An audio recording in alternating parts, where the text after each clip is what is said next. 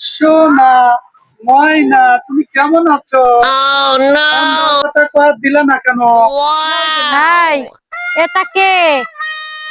এটাকে বলতেছি। আমি বলছি এটা কে তাই বলো। আমি বলতেছি এটাকে, এত রাগ করো না, আগে শোনো। রাগ মানে আমার মাথা গরম হয়ে যাচ্ছে। এটা কে তাই বলো। বলতেছি আস্তে বলো, তুমি কখন আমি আসছো তাই আস্তে বলো। কথা বলতে পারি না, বলো এটা কে বলো। তুমি এখন কোথার থেকে আসতেছো?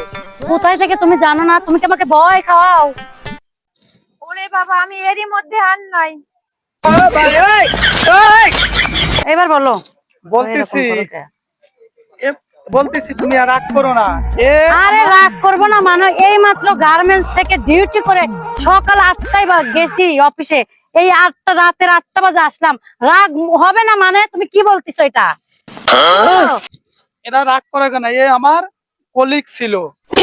কলিগ কলিগ আবার কিসের কলিগ কিসের? ওয়াই আমাকে এটা বুঝাও, কলিগ কিসের?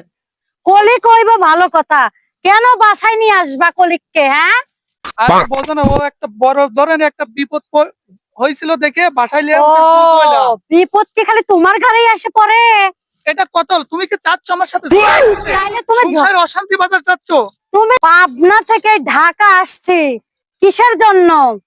কিসের জন্য? তোমার কি কীর্তিকলাপ দেখার জন্য আসছি আমি? আরে তুমি বোঝো না, এই মেয়েটা একটা সমস্যা পড়ছিল, মানে আমার লাইনে কাজ করে, তাই বাসায় নিয়ে আসছি, একটু বুঝে বিদায় করে দেবো, তার মাঝেই তুমি চলে আসছো। তাই শুধু কি তোমার ঘরে এইসব ঝামেলা পড়ে? ঠিক আছে, এইবারের মতো আমি তোমাকে মাফ করে দিলাম।